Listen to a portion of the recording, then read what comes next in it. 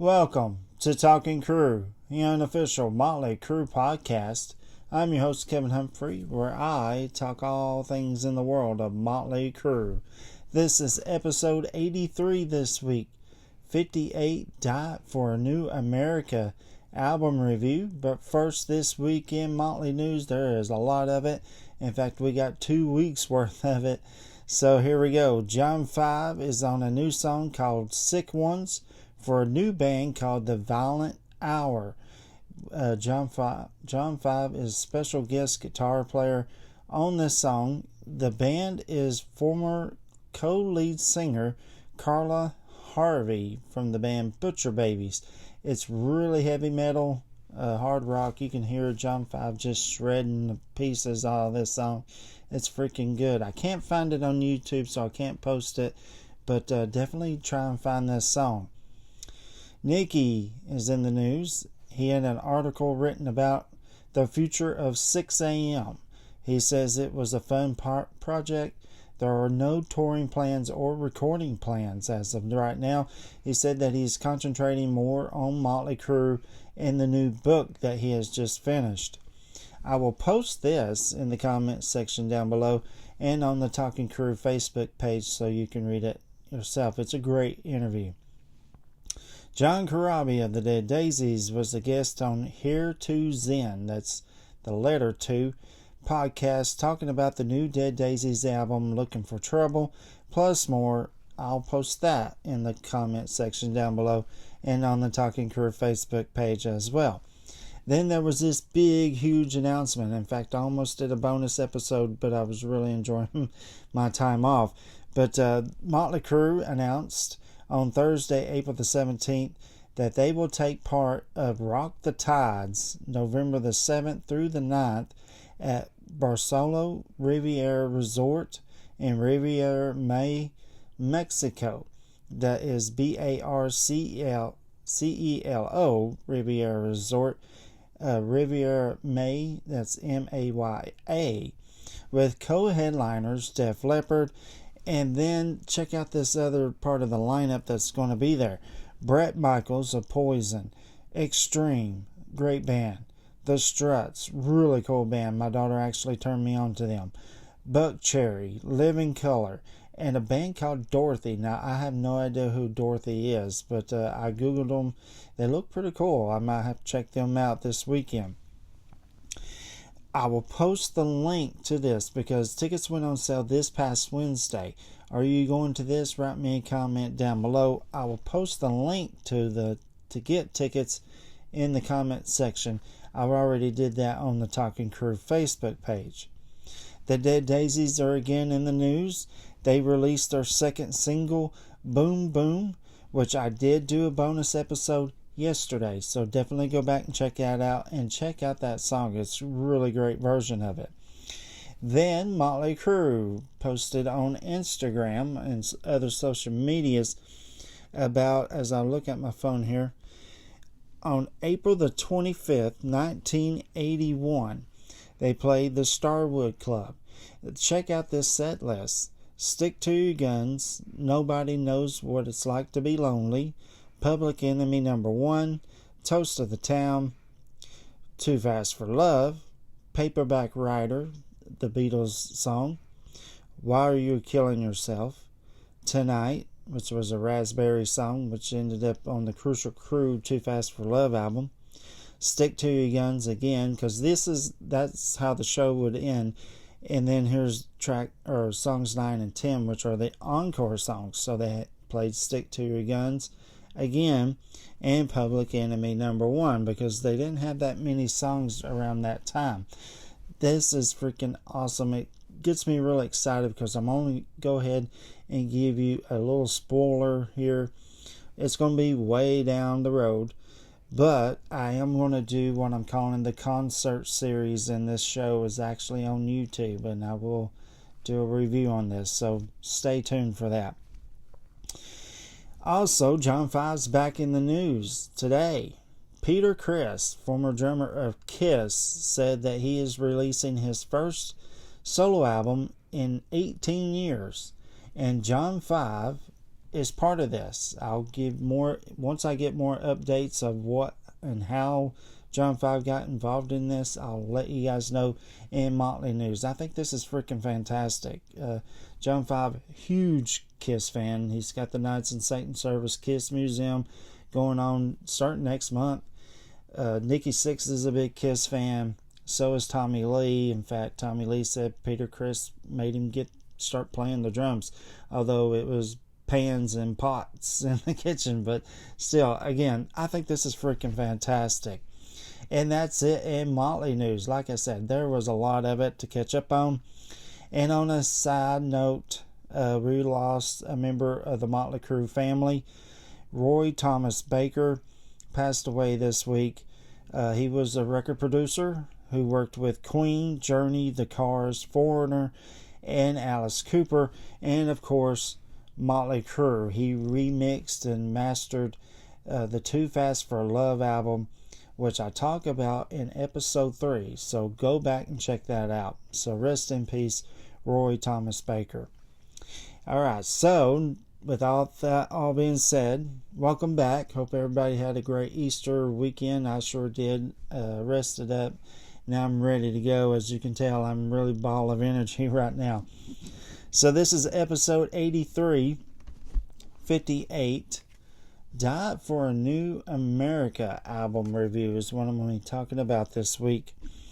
So I did what I called the Vince Neil series, where I talked all things about Vince Neil, his solo stuff, his book, TV shows, all that good stuff. Then I did the Tommy Lee series, where I talked about all his solo albums, the Methods of Mayhem, concerts as well, TV shows, book, all that stuff. Now I'm going to start the Nikki Sixx series, and we're going to start it with this album right here, Died for a New America. 58, Died for a New America, I might say. So let's go timeline on this and how this got started. During the recording sessions in 1996 and 1997 for Motley Crue's Generation Swine album, Nikki got together with a guy by the name of Dave Darling, doing jam sessions, basically. They both came from way different music styles.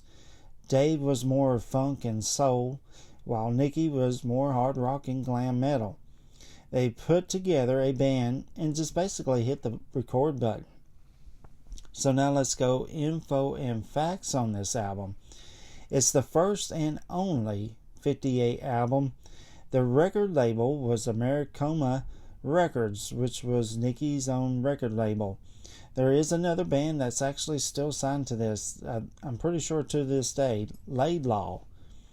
The producer for this album is Dave Darling, who actually played guitar on Motley Crue's album Generation Swine, a Japanese bonus track, and you'll hear that song on this album.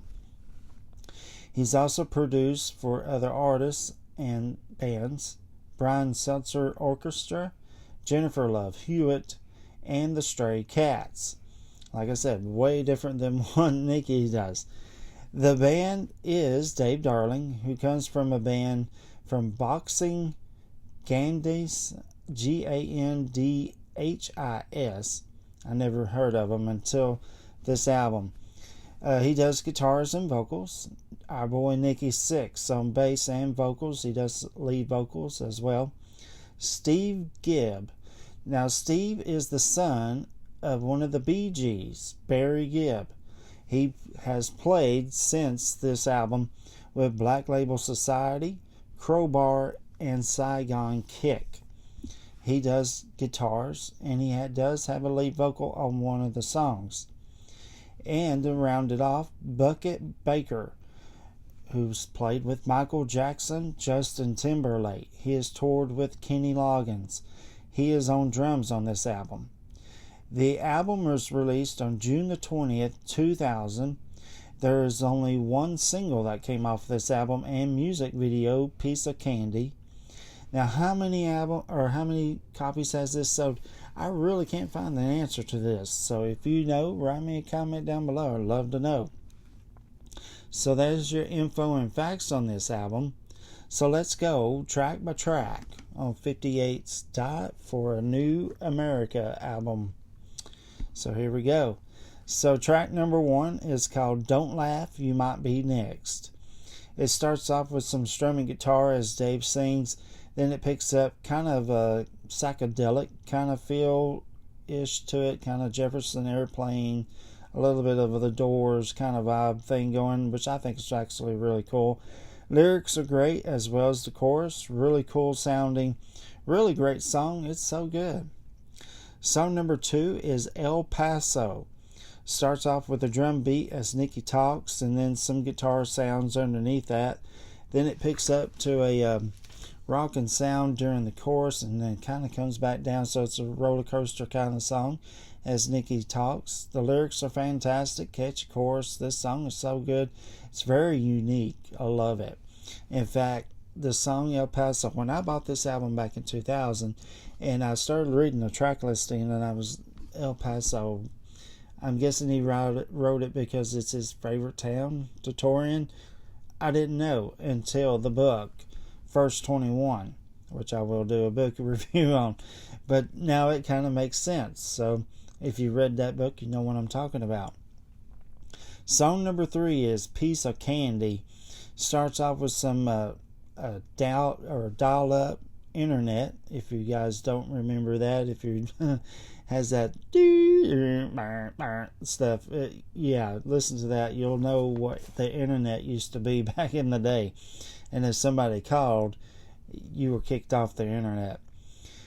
So it has that sound of the internet coming on. Then the drums fill. Then the band comes in as Dave sings. This is a very cool song. Great lyrics and chorus. It's a very catchy chorus. There's a great guitar solo. Amazing song. I love this song. Song number 4 is Shopping Cart Jesus. Begins with Nikki strumming on the bass, then a drum beat kind of comes in as Nikki sings. Great lyrics, chorus. It's a very, I kind of think of it as a 9 Inch Nails kind of a song. Really cool song. It's so good. It kind of reminds me of that song Father, which was on Quaternary or Supersonic Demonic Relics. It's very in that vein. Song number 5 is called Queer. Starts off with a count in and a drum beat and guitar as Nikki sings. Fantastic groove in this one. I love this. Fantastic lyrics and chorus. Absolutely amazing song. Love this song. Like I said just a second ago, it's so freaking good. Song number 6 is Song to Slit Your Wrist By. Now this is the Motley Crue song that was a Japanese bonus track on Generation Swine, and this is the song that Dave played guitar on. So begins with Nikki singing, then a drum beat, fantastic lyrics and chorus. This song just freaking rocks. There's a great distortion kind of guitar solo. Love it. Amazing song. I love this song. How it didn't become a a real Motley Crue song, or that they should have released, is beyond me. I don't know. Song number 7 is called Stormy Brown Eyes. Starts off with some guitar and drums as Nikki sings. Fantastic lyrics and chorus. Great up tempo, great guitar solo as Nikki screams in this one. Don't know this for a fact, but I'm pretty sure I remember reading this, that Nikki wrote this about his daughter Storm. Song number 8 is Killing Joke. This begins with kind of a hip-hop kind of vibe thing going on as Dave sings. Good lyrics. It's an okay chorus to me. There's this funky playing, which is actually kind of cool. Really good guitar solo. This song is just, it's okay to me. I've never liked this song, but if it's your favorite, sorry. But yeah, that's me. Song number 9 is All My Heroes Are Dead. Starts off with some distortion as Nikki sings. Really cool bass sound from Nikki on this song. Lyrics are fantastic, catchy chorus. It's a very sad song. It's so freaking good. There's almost a guitar solo underneath, kind of almost. The bass is, like I said, is amazing on this song. I think he wrote this for like people like Janis Joplin, Keith Moon, people like that. So yeah, all his heroes were dying. Song number 10 is Alone Again, Naturally. This actually is a cover song by Gilbert O'Sullivan from his album Back to Front in 1972. It starts off with Nikki saying, "It's who we are, it's where we are going, it's where we've been." And then there's this drum beat and some piano playing as Nikki sings with this female singer. I found out her name is called Stink. Almost a pop kind of sound to it with some distortion.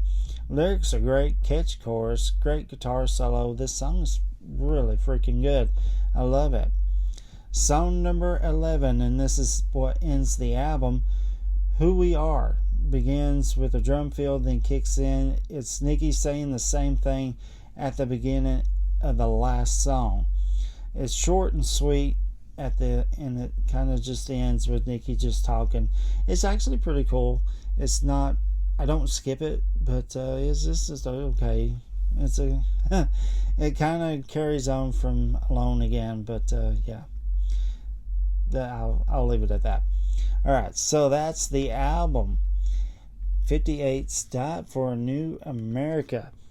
So let's rate this. 1 out of 10, 1 being the worst, 10 being the best. I actually give this album a 9.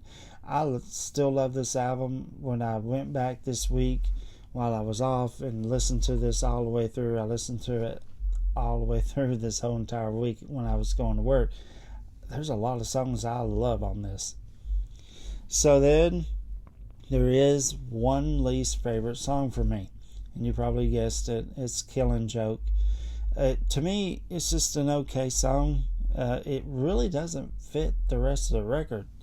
The rest of the record is pretty much a good flow of rock and this and that going into it. But Killing Joke just kind of sticks out like a sore thumb, or at least to me. Favorite song or songs, there's a lot. Don't Laugh, El Paso, Piece of Candy, Queer, Song to Slit Your Wrist By, Stormy, All My Heroes Are Dead, and Alone Again. So that's it. Homework this week. You rate this album. 1 out of 10. 1 being the worst, 10 being the best. What's your favorite song or songs, and what's your least favorite song or songs off of this album? And that's it for this week. Next week, I'm going to continue on with the Nikki Sixx series with episode 84. Brides of Destruction, Here Come the Brides. Album review. Can't wait to talk about this one because you're talking about two totally different albums. Like I said, this is more rock, kind of pop, kind of a little bit of this and a little bit of that. And then you get to Brides and it's just like a punch in the mouth. Punk rock, hard rock band. But yeah, I can't wait to talk about that. So that's it for this week. If you know anybody that's a Motley Crue fan, likes to talk about Motley Crue, hear about Motley Crue, send them this way. Hit that share button, copy the link and send it to them. Tell them go on Google, Firefox, YouTube, Facebook, Spotify, and type in Talking Crue. All the episodes will pop up. Don't forget to hit that subscribe button yourself. Give me a thumbs up. I greatly appreciate it. It helps out the podcast a whole lot. I want to welcome all my new subscribers right through YouTube, Facebook, and Spotify. Welcome aboard. I want to thank everybody who gives me thumbs ups and does homework questions. I love that as well. So, and that's it.